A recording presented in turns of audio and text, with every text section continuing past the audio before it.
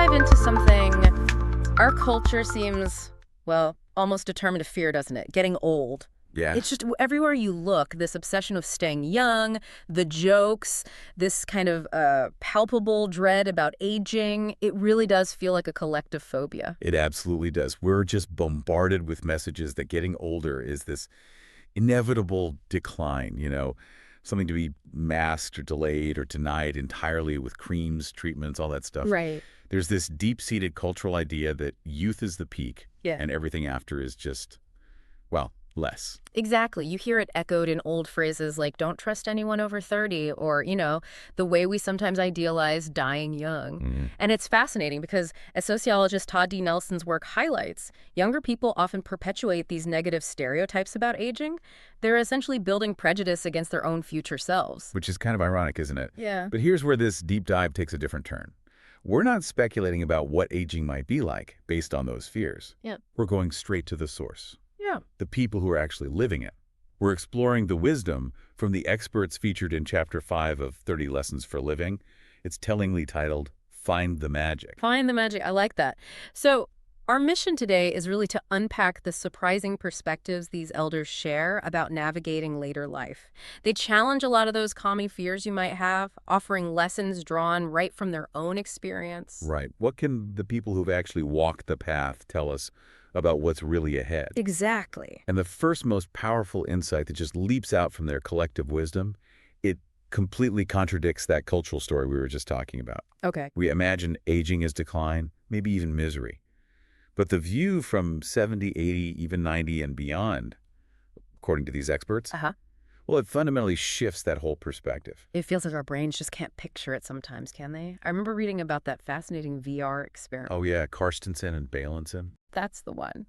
Where they showed younger people digitally aged images of themselves. The idea was to make the future feel more real. But even with tech like that, truly imagining your life decades from now is just, it's incredibly difficult. Which really underscores why listening to the actual experts is so crucial. Yeah. They're not guessing. They're describing their reality.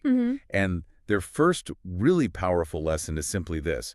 Being old is much better than you think. Wow. Okay. That's the aha moment right there, isn't it? It's so counter to everything we're told. It really is. You have Edwina Elbert, she's 94, describing her life as having found the magic. She wakes up grateful, insists the rocking chair is not for me, so there's no reason to ever be bored.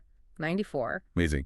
And Ray Cadell, at 80, he advises embracing it, not fighting it. He emphasizes the power of attitude. If you believe you're still good, still enjoy life, and still purpose, your experience tends to follow. Right. Attitude is key. Jocelyn Wilkie, 86, she really urges younger people to ditch that image of aging as decrepit or just, on your way to the graveyard. Yeah, that's grim. She sees it as much better than that, full of things that bring pleasure and interest. You're still on a road, she says, still moving forward. And Ramona Olberg, 76, she just cuts right to the chase, doesn't she? Declaring, being old is great because you can do as you darn please. Huh. Love that. No longer tied down by obligations, just free for spontaneity. If somebody calls you, I'm gone. Just like that. So when you dig into why they feel this way, what's behind it, a key element many of them describe is this profound sense of serenity, a kind of lightness of being. Lightness of being. Tell me more about that. Well, Cecile Lampkin, she's 92, is a really striking example.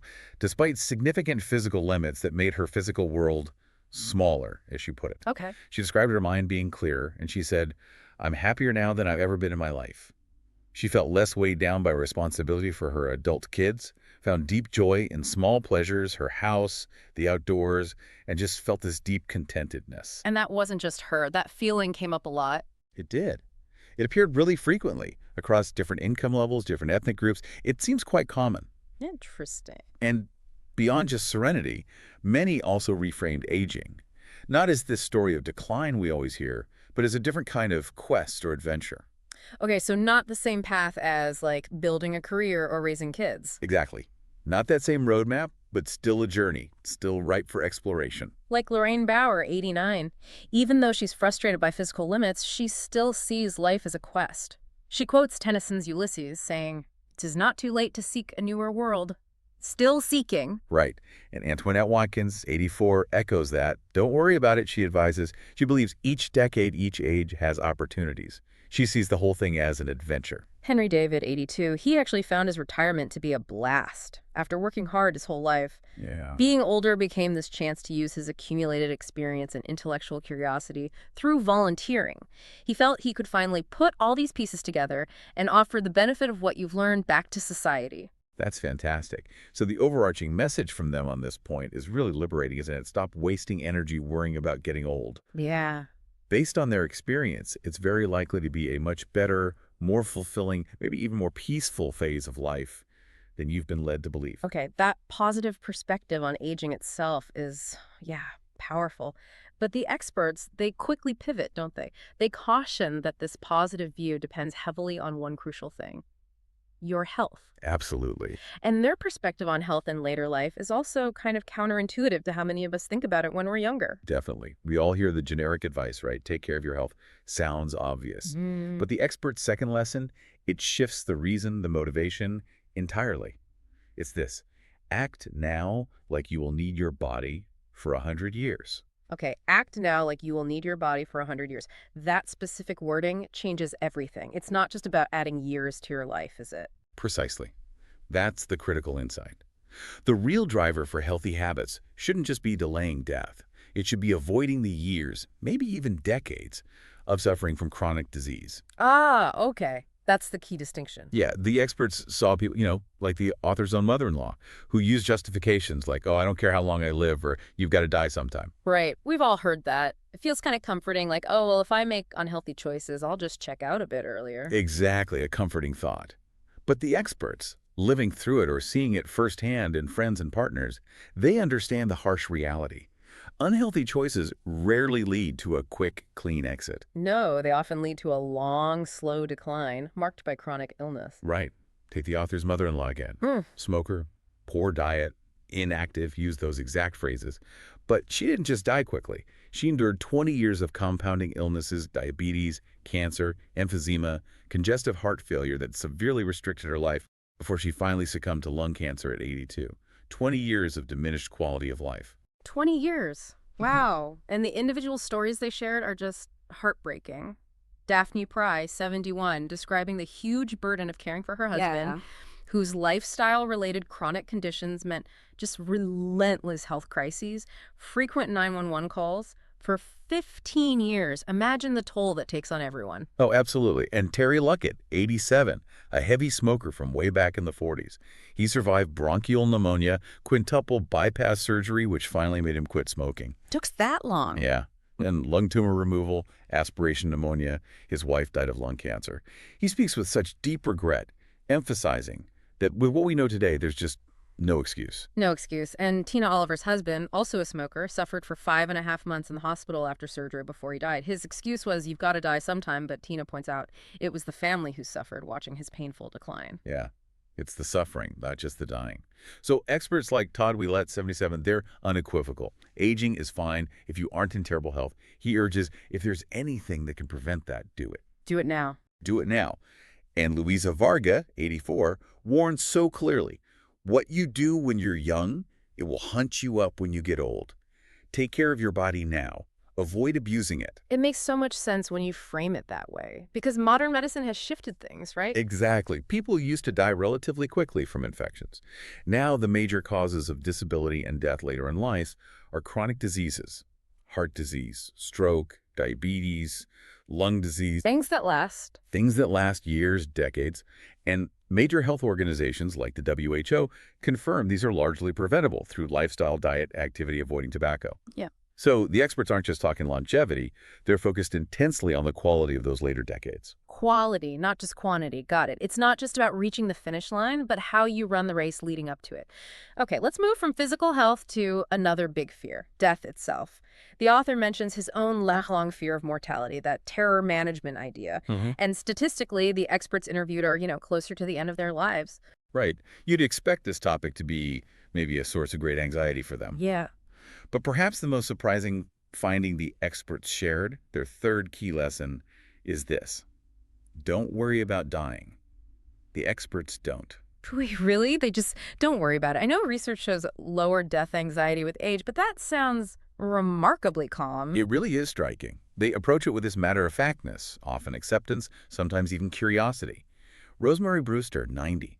She's deeply religious, wonders about the afterlife, but she's calm about it, ready to find out. Okay. She used to be scared to sleep when she was ill, but not anymore. Oh.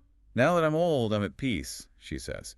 She sees fear of death as a younger person's game. A younger person's game. Wow. What about Edwina Elbert again, the 94-year-old? Yeah, Edwina, who's had near-death experiences, feels even more comfortable and less afraid now. She sees death as a natural thing and recalls her late husband's simple, reassuring take. If you go to heaven, how wonderful. But if you go to sleep, what's wrong with that? Yeah, quite grounding. And for deeply religious people like Marie Clark, 86, faith provides huge comfort. She doesn't worry because she knows where I'm going, feels she's with him, meaning the Lord. It's an active source of peace for her. But it's not just tied to conventional religion, is it?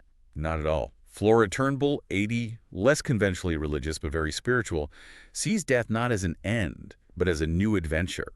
She even muses it. It might not just be reuniting with people she knows, but maybe meeting entirely new people. What an adventure that will be, she says, with real excitement. That's amazing. And then you have people with different perspectives entirely. Exactly. Trudy Schaffner, 87, an urban intellectual, not religious in a conventional way, describes a clear shift. She also felt the panic over death is a younger person's game and realized she hadn't really thought about it in years. Her focus now is just on doing everything she can today. Living now. Living now. And John Starnes, 73, an atheist, grounded in science, he's faced life-threatening illnesses head-on. He remains calm, matter of fact, believes you have to accept that you're going to grow older and you're going to die. Simple as that. He feels accepting that reality actually makes life easier, finds that realistic no afterlife view helpful and reassuring. So, okay, if they're not worried about the dying part, what is their practical advice regarding the end of life? Well, their key recommendation, which came up surprisingly often, is very practical. Plan for it. Plan for it. Yeah. Their main concern wasn't really their own death, but the anxiety and the burden they might leave for their families if things weren't organized. Planning is seen as responsible, caring, and ultimately comforting for everyone. Makes sense. Like Ted, 84, and Lucy Rowan, 80, married 57 years. Yeah, great example. They're not eager for the end, obviously, but they actively plan. Ted, a clergyman, he feels peace about his own death through his faith, but his planning focus is practical.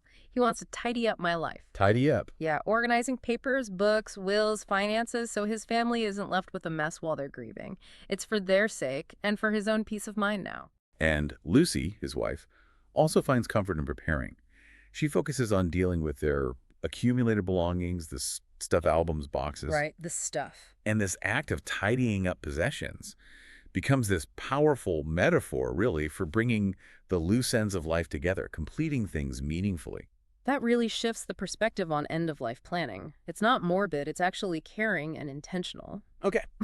Moving from the end of life back to life itself, specifically at the social side as we age.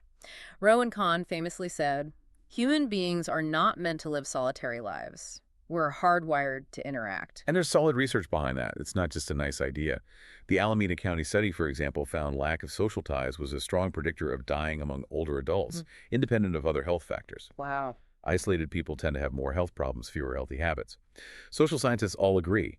Strong connections promote health and happiness later in life. But it's also a time when maintaining those connections gets harder, right? Big transitions like retirement, losing loved ones, maybe moving, widowhood you mentioned. Nearly half of women over 65 are widowed. Yeah, huge changes. Social networks can shrink significantly, and household structures are changing too. More older women living alone. The experts definitely confirmed both how vital connection is and the real difficulties.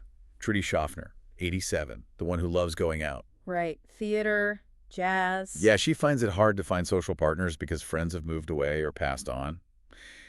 My big problem is that I don't have enough people to do things with, she admits, very honestly. And Irv Cantor, 77, felt profoundly disconnected and lonely after retiring and moving closer to family. Found it hard to feel connected here, recognizing how easy it is to just stay in your own comfort zone, even knowing he needed to break out of it. Yeah, that inertia can be strong. So the resounding consensus from the experts is clear.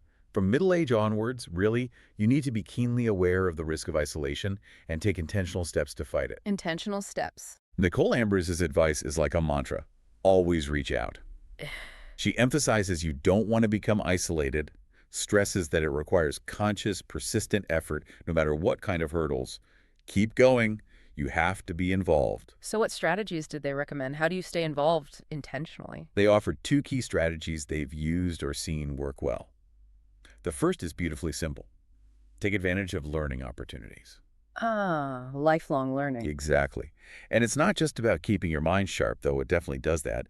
It's a fantastic social vehicle. You meet people, you have things to talk about, you share experiences. Right, built-in conversation starters. Totally. Think computer classes, maybe university extension courses, senior center classes. Arnold Schwartz, 95, is just a wonderful example. Physically frail, but his personality and curiosity are irrepressible. Yeah.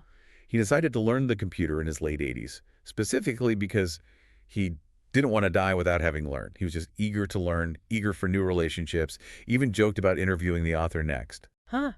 That's fantastic. Speaks volumes about curiosity at any age. Okay, what's the second strategy? The second is related. Make a conscious goal of staying connected. So be deliberate about it. Very deliberate. Actively set specific goals, find activities, schedule social time. April Stern, after her husband died, intentionally structured her life to see someone every single day. She learned to plan ahead to avoid those empty weekend slots. Wow, every day. That takes effort. It does. And Sandy Hudgens, living alone, kids far away, felt isolated. She adopted this transformative policy. Accept every invitation there is. Just say yes, yes, yes. She made herself go out even when she didn't feel like it, and it completely changed things for her. Just say yes. I like that. And Henry David, we heard from him earlier, reinforces this idea that being social is a skill you can cultivate. He says you can learn to be social, even learn to be an extrovert if you need to. Learn to be an extrovert. Interesting. Yeah. He sees it as necessary to enjoy the people around you, share experiences, and importantly, recognize they too are lonely at times. He even found joy connecting with people who held very different political views. That's a great point. So the experts are clear. Fighting isolation takes conscious, sometimes assertive effort.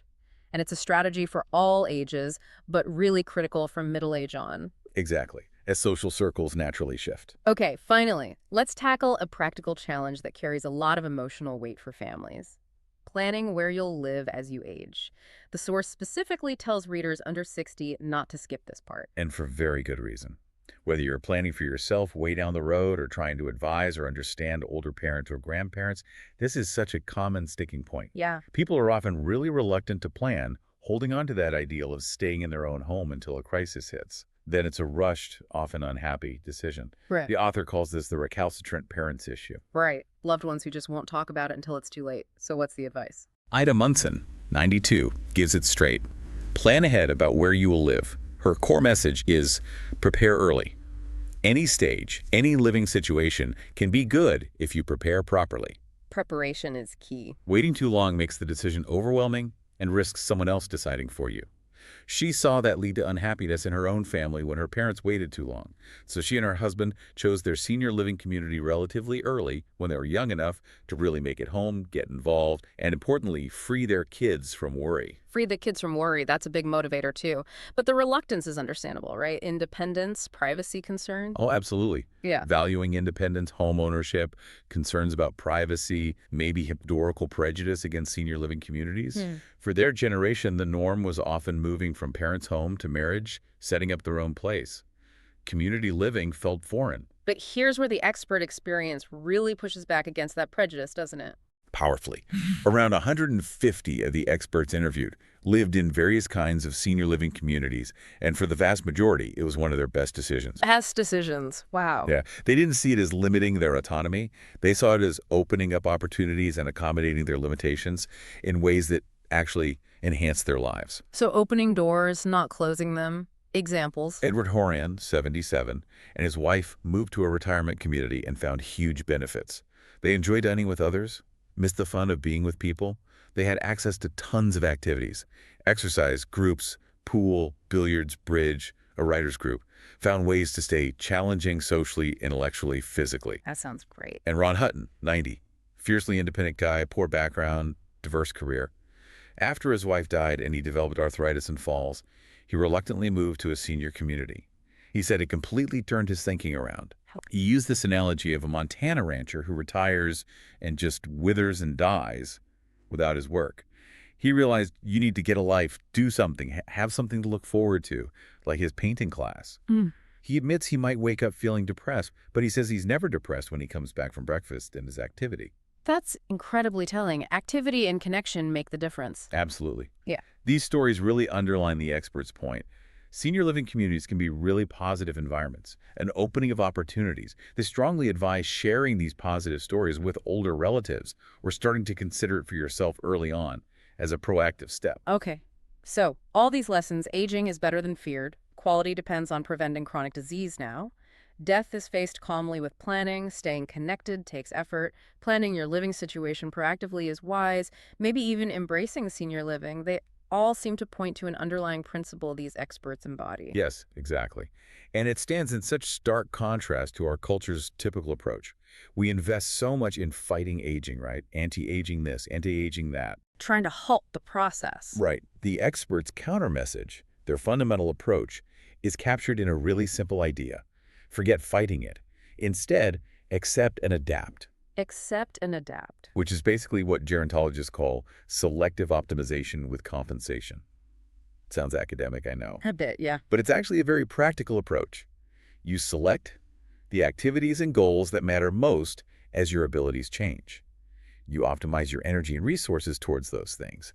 And you compensate by finding new ways or tools to do them, adapting to your changing capabilities. Oh, they're not giving up. Not at all. It's about finding fulfilling ways to continue doing what matters, just maybe differently. Clayton Greeno uses running as a great metaphor for this. He talks about growing into it, accepting you might go slower, but you keep on running. You acknowledge the limits, but you keep stretching the end of the envelope of what you can still do. Keep stretching the envelope. I like that. And Priscilla Linares, 71, a lifelong avid hiker. She faced this head-on. Heart issues meant she couldn't climb her beloved mountain peaks anymore. Oh, that must have been devastating for her. It was initially. She was upset, angry, cried. But she realized she had a choice. Stay mad and mourn what she lost, or figure out other ways to be in the mountains she loved. And she chose to adapt. She did. Now she goes back every year, hikes the trails she can do, and she puts it, they're not the very tall ones anymore, but I'm not too young anymore. She accepted, she adapted, and she found continued fulfillment. That's powerful. The remarkable consistency among all these experts is they don't give up. They embrace acceptance and adaptation, and they find it leads to fulfillment, not frustration or decline. It's a really powerful lens for looking at life at any age, actually. Absolutely. So as we wrap up this deep dive into Chapter 5 of 30 Lessons for Living, let's just quickly recap the key takeaways from these wise experts. They tell us that aging is surprisingly better, often more serene, than our culture fears. But the quality of later life really hinges critically on prioritizing the prevention of chronic disease now. Right. Act now. They approach mortality with calm acceptance, stressing that planning for the end is responsible and brings peace. They underscore the vital need to consciously fight isolation from middle age onwards, actively seek learning, seek connection, and they strongly advise planning ahead for living situations, highlighting how senior living communities can actually represent an opening of opportunities, not some kind of limitation. The overwhelming message, really, from the people who have walked the path is that older age offers a more positive experience than we typically imagine, but it's not passive. No. It requires proactive steps taken earlier in life, and this fundamental shift in mindset moving away from fighting aging towards embracing acceptance and adaptation. So why does all this matter to you listening right now, whether you're in your 20s, your 50s, your 80s? Yeah. These insights offer this profound counterpoint to all the societal fears out there. Yeah. And they give practical guidance straight from the source. They encourage you to maybe rethink your present choices in light of your future self. Building on that powerful idea of acceptance and adaptation, here's something maybe to consider. In a culture that constantly tells us to resist and fight the natural process of aging, what opportunities might we be missing out on even today by not embracing the changes life brings and learning to adapt? That's a great question. How can you start practicing that selective optimization with compensation in your own life today? Identifying what you truly value, optimizing your energy toward it, and creatively adapting as your abilities or circumstances inevitably shift.